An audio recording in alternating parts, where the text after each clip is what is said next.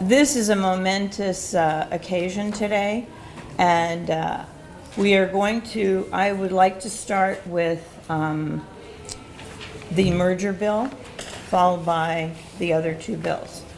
I want to welcome everyone to AHI this morning. Today's agenda consists of 3 legislative pieces, one of which is the historic merger for the first time in New Jersey history of a public and private university, Montclair State University and Bloomfield College. The layers, components, and approvals that were necessary to bring us to this day were multifaceted and unprecedented. Even more significantly, it began when Bloomfield College President Marquita Evans assumed the post and recognized the dire financial straits her institution faced. And I recall a conversation that we had. I was parked at CVS, and you called me to talk about it, right? I think shortly after you arrived. Instead of moving on or proverbially robbing Peter to pay Paul, she sought help to save the institution she so quickly came to love. Dr. Evans shared with me that 300 or so institutions expressed interest. 9 were viable, but the perfect fit became evident when President Jonathan Capel shared his vision on behalf of Montclair State University. Both President Evans and President Capel deserve tremendous credit for this historic accomplishment. But I would be remiss if I did not add there were literally hundreds of people who worked in concert to achieve what we will do here today, including Assembly lead sponsor Brittany Timberlake. There is a cautionary tale to this day, and it is something I have been talking about since I became chair of this committee. We have institutions of higher education, public and private alike, facing significant financial difficulties. And with the enrollment cliff that will occur in 2026, these difficulties will become that much more significant and complicated.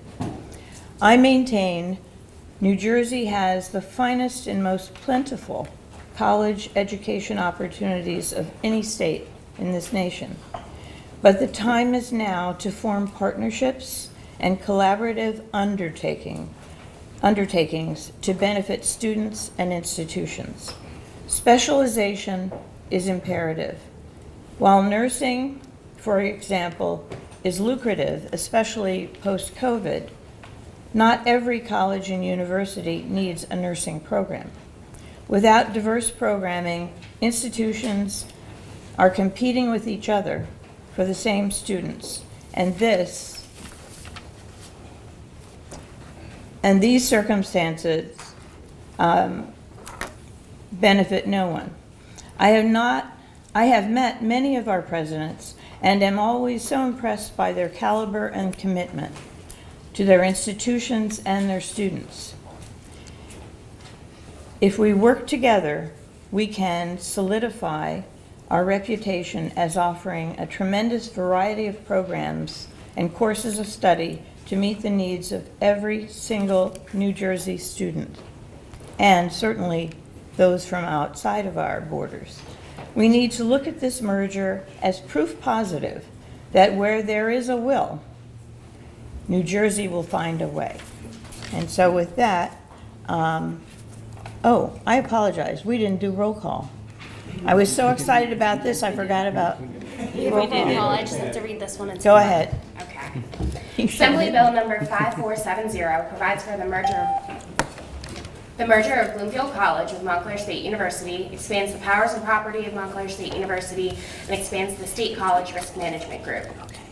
There are committee amendments included in your packet which, revise provisions concerning the care, custody, and control of buildings and facilities owned by public institutions of higher education and the New Jersey Educational Facilities Authority, specify that a merger or consolidation under the bill is not subject to the approval of the Office of the Attorney General, remove a provision that granted Montclair State University's Board of Trustees the final authority to determine controversies and disputes concerning tenure and personnel matters of employees not classified under Title 11A of the New Jersey statutes, authorize the university to be a participating contracting unit in a joint purchasing agreement, remove a provision that would have permitted the university to participate in a cooperative pricing system established by a municipality, county, or state public agency, remove provisions concerning labor relations and revert the language to current law, clarify that employees who become an employee of Montclair State University through a merger or consolidation with another entity are to become a member of the statewide collective negotiations unit, and revise provisions concerning the transfer of land owned by the state and the New Jersey Educational Facilities Authority. Thank you. We have a number of people who would like to comment, but we're going to start with Dr. Capel and Dr. Evans. Please come up. First, I want to say thank you again for everyone that's here, everyone that's been supportive of this merger. Honestly, it's a very emotional day for me, and I'm a crybaby. I will admit that, but it has truly been a journey to get to today. And quite slight correction. It was 30 institutions nationally.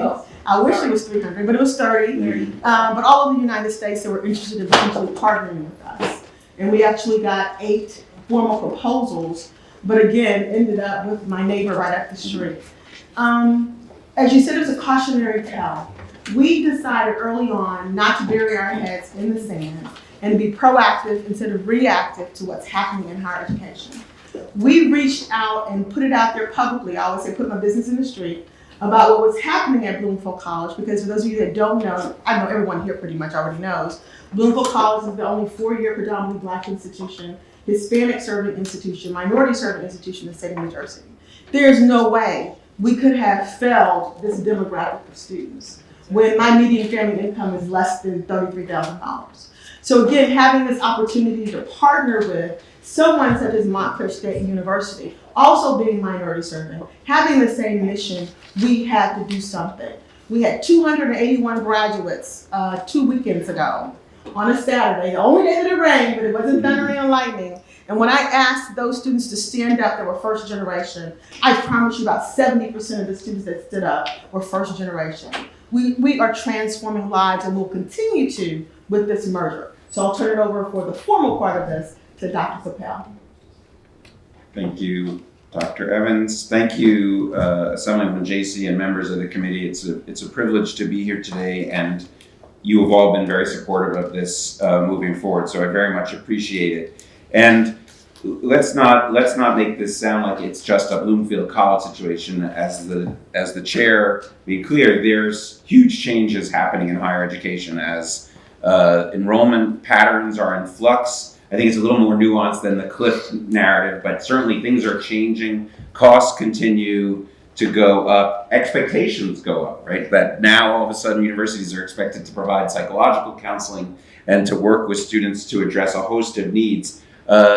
It's a time of change in higher education, and you can either be responding to it or let that change happen to you, or you can take the bull by the horns and move forward. And I wouldn't want to move further in my discussion by noting how extraordinary a thing that my partner, Marquita Evans, did in proactively declaring that Bloomfield College didn't have a future operating independently. Because many of our peers who are heading institutions are simply unwilling to make that declaration, and their institutions are closed today. Those are the ones, and all you have to do is read the Chronicle of Higher Education or Inside Higher Ed, and every week you will read about institutions that closed because leaders were unwilling to do what Dr. Evans did and said, there's got to be a path forward, and it's more important that we serve the students, it's more important that we serve the community that's not otherwise going to get served, than that we preserve this on some sort of principle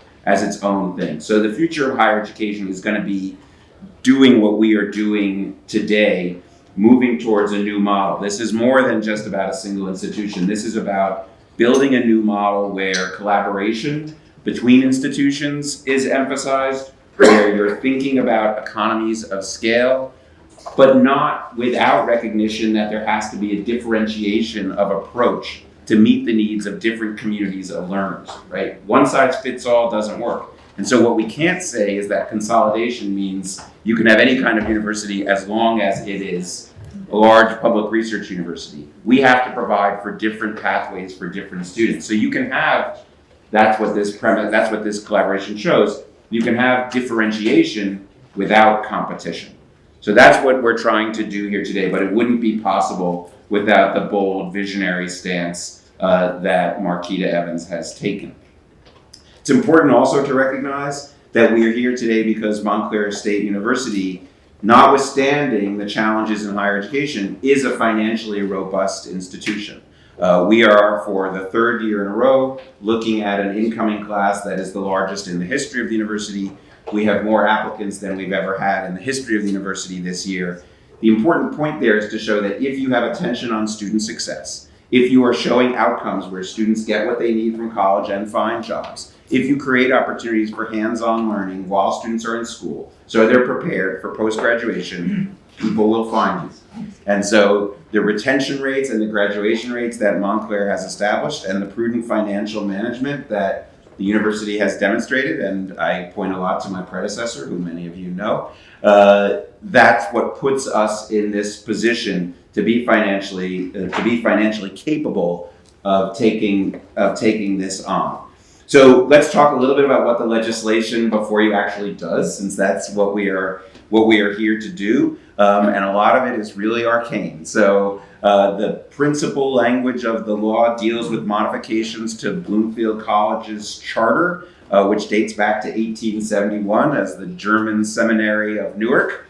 That's what Bloomfield College actually is, and so a lot of the legislation makes changes to Bloomfield's charter that essentially allows the institution to transfer its assets, its liabilities, and its programs to Montclair State University.